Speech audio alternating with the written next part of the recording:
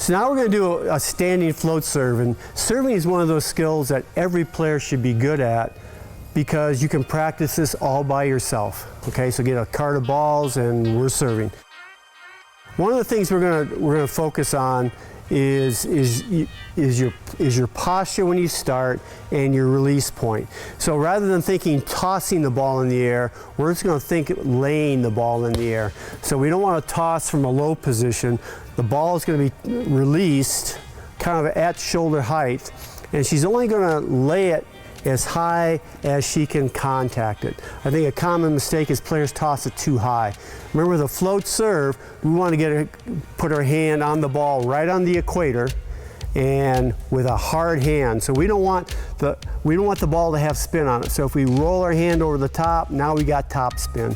If our contact point is below the equator, now we have backspin. So hard hand, imagine a ping pong paddle. That's going to be your hand right at the equator, and it's a sharp, fast contact. So start with the ball fairly high, go ahead, and it's a sharp contact straight into the equator of the ball.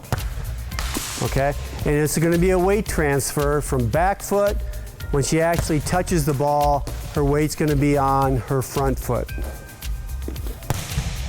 Okay, the last thing we'll emphasize is the toss is going to be in front of the striking shoulder.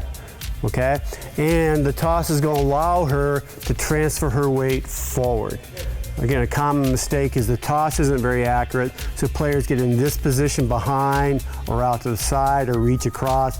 Everything is straight to the target. So the key word we use on the finish is palm the target. Wherever you want the ball to go, that's where your palm should finish.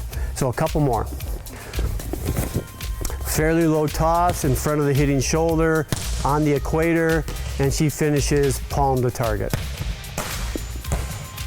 So now we're going to focus on the jump float serve. The mechanics are pretty much the same. The advantage of the jump float, it's a higher contact point, so therefore you can drive the ball a little flatter, a little harder, and with less trajectory to the passer. So Annika will show us a couple. So mechanics are going to be the same. She's going to take almost similar to a spike approach. Her last two steps are going to be right-left, just like she's jumping to hit the ball at the net.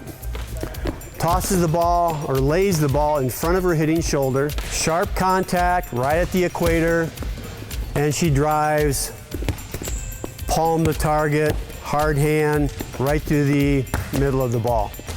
And she wants to make sure as she tosses that she's leading herself. She wants to finish in the court. Okay? And again, a common mistake players make is they toss the ball straight up. You want to toss the ball in front of you, and then, no, don't do that. Don't worry about that. We want to make sure the toss allows her to jump up after it, and she jumps into the court. But it's not so high that she has trouble putting her hand right in the middle of the ball, because we do want the ball to float, which means our contact has to be right at the equator of the ball.